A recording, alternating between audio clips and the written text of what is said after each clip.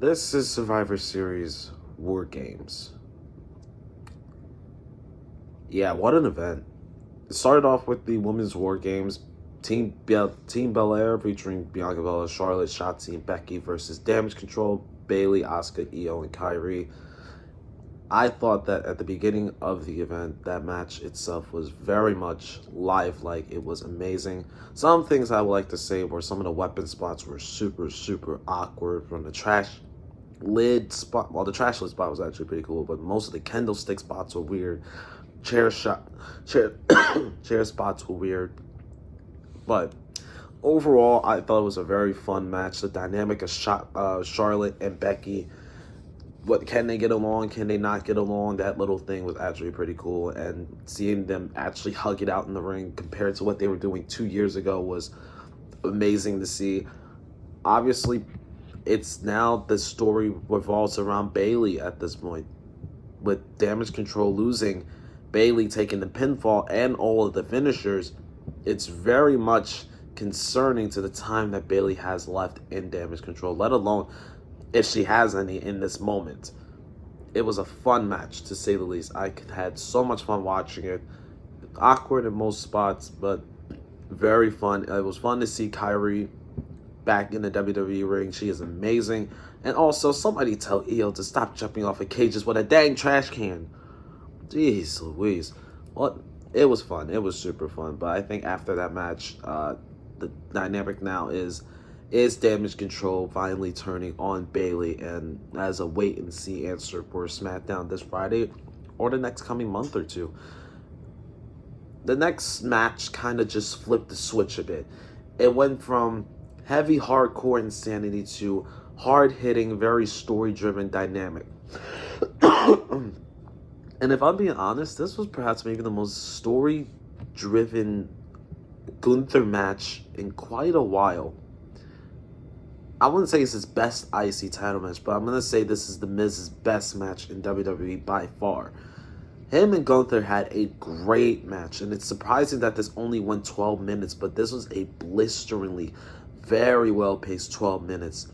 From Gunther just beating down on Miz to The Miz actually using his psychological game and understanding of his opponent to really wear him down. Now, there wasn't no guarantee that The Miz was obviously beating Gunther, but for sure, it was a very fun match that provided such a different dynamic. The Miz working on Gunther's leg and also giving him a low blow after hitting him in the knee, which was very clever. I thought that was a very clever spot. It was a knee strike and then the low blow and then the skull crusher finale provided a great near fall. But obviously Gunther did retain, knocked down the Miz with a clothesline, a splash, and then a Boston Crab with the knee to the back of the head. Obviously that was just brutal as hell, but a very fine match for what it was. It was great to see Miz have this kind of match on pay-per-view.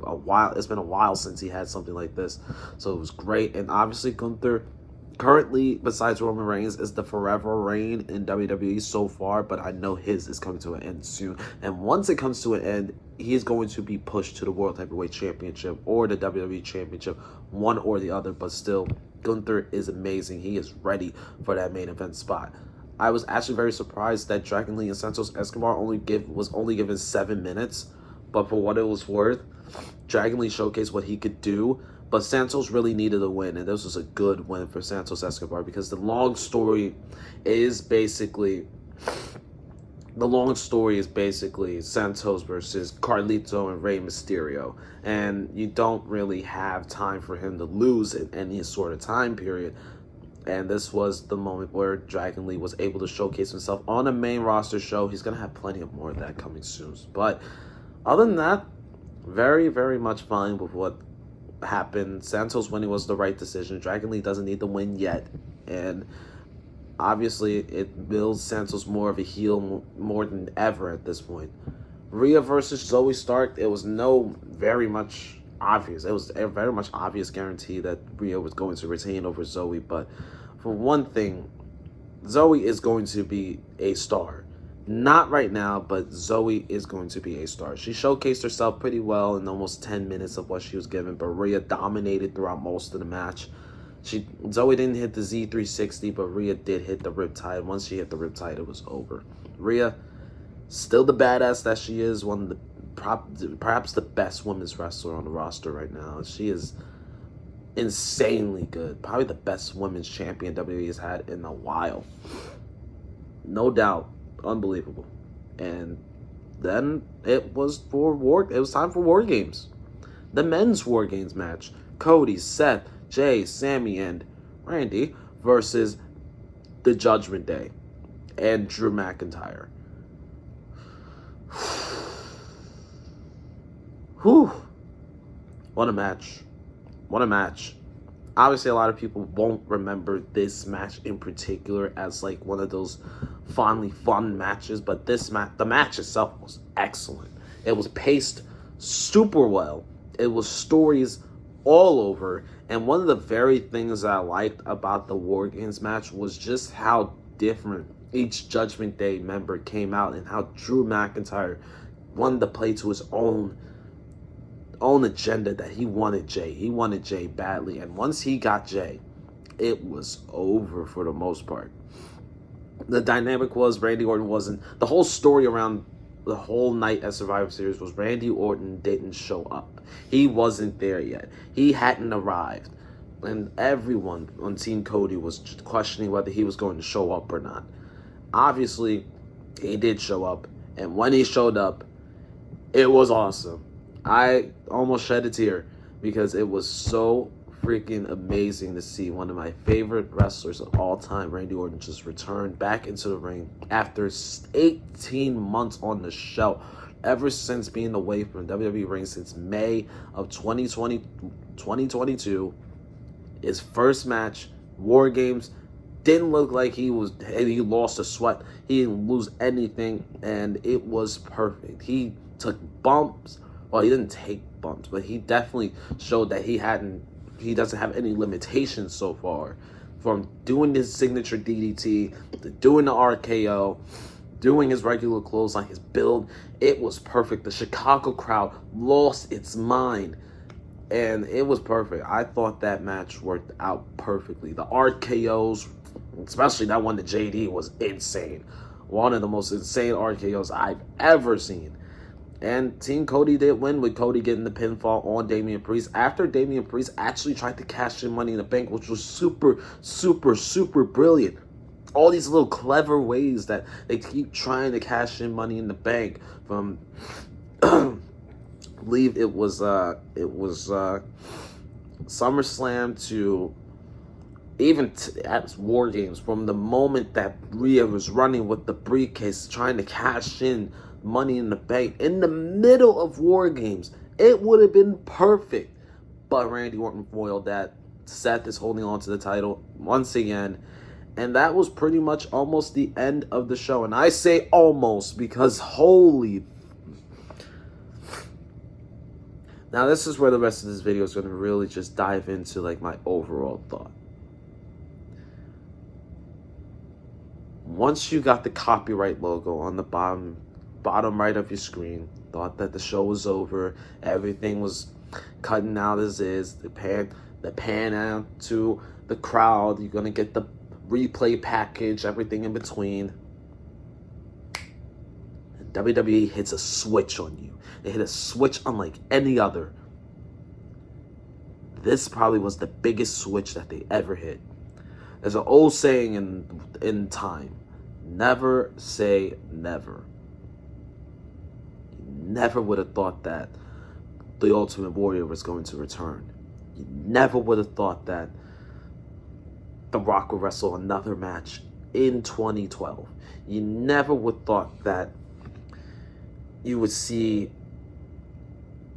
Vince McMahon be forcibly shut down as the chairman of the board. And you never thought that you would see CM Punk return to a WWE arena or a WWE event, or let alone WWE period. For the first time since the 2014 Royal Rumble, nearly 10 years later, CM Punk, after being fired from AEW, returns to WWE. And the crowd went molten. I lost my freaking head. I was thinking about it. I was thinking that Punk was going to return, and I always just kept my expectations low. I kept my expectations low throughout the entirety of the week. All I could do was just talk about it. All I could do was just look on social media. All I could do was just think about it. I just didn't think it was going to happen because there was so much bad blood. But sometimes that bad blood, it leads to some good things in the end. And also sometimes money talks and business gets done. That moment was unreal. That moment will never be topped. That moment is the biggest wrestling moment in years. And here's why I call this the biggest wrestling moment, or the biggest, why WWE is having, or wrestling is having its biggest boom in quite some time.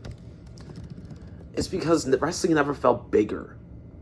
There's AEW, there's WWE, TNA is on the rise again. New Japan is still a thing. And obviously, it's some different dynamics, and there's a lot of things that are just all around, just right and wrong everywhere. But you can't deny that wrestling is at its most popular since 1998. People that tuned out throughout the 2000s and 2010s are tuning back in because of different things like this. Different alternatives like AEW, different alternatives like New Japan. People are watching wrestling more so than ever in the years now, more than they were doing in the past. Sure, there's the old guard like Stone Cold, The Rock, Undertaker, Triple H, John Cena, Randy Orton too. They're all gone or at their last legs. But this new crop of guys, this new crop of talent, Seth Rollins, Roman Reigns, Jon Moxley, Orange Cassidy, Kazuchika Okada, Hangman Page. There's so much talent around the world that people still tune in. And now people are going to tune in more because of this moment. CM Punk's return to WWE in nearly 3 hours reached 26 million views. That is madness. 26 million views on YouTube alone. And I think it's just kept growing ever since. And who could blame them? People were obviously going crazy obviously people were a little bit like in and outs about it. There's a work going on around it. Like the top moments from Survivor Series WarGames 2023 video has 1.4 million views, and that was uploaded a day ago.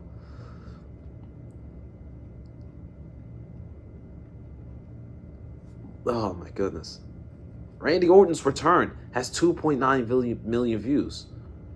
CM Punk return video has 4.6 million views.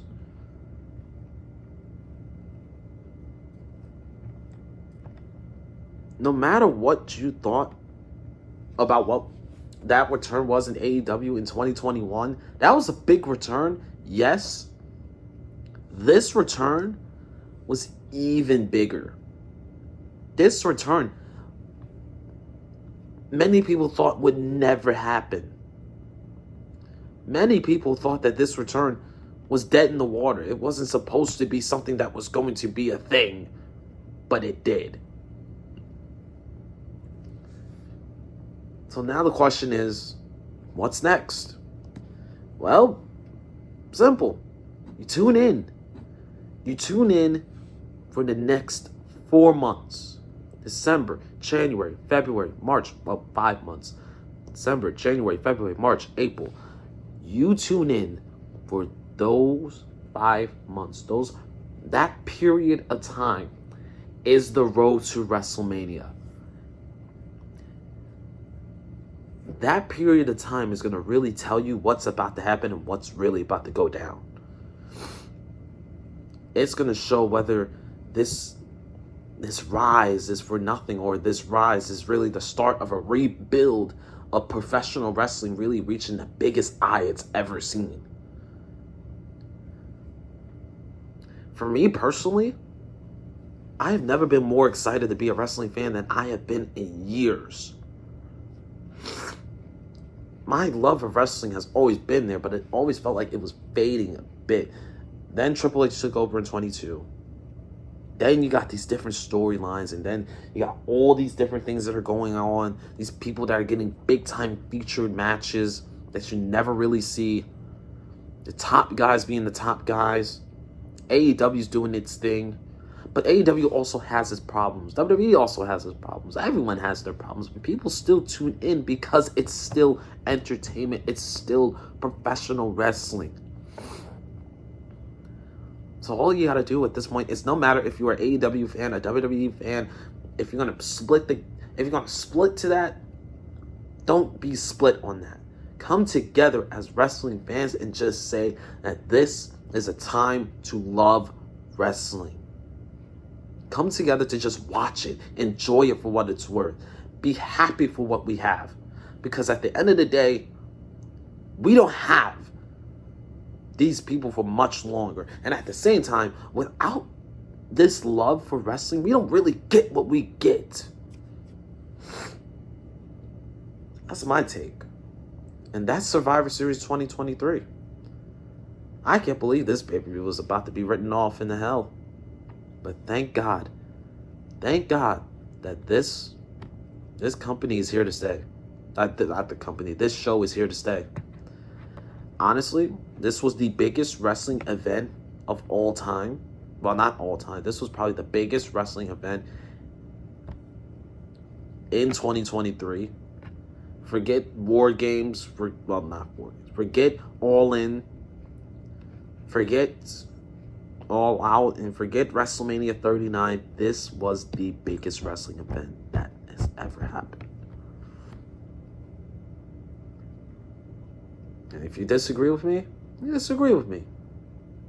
But take a look at what happened that night compared to what happened in every other night. Two shocking, two big returns. Great wrestling. It flowed perfectly and seamlessly. All I gotta say is, get ready for the road to WrestleMania, because it's damn sure gonna be an awesome one.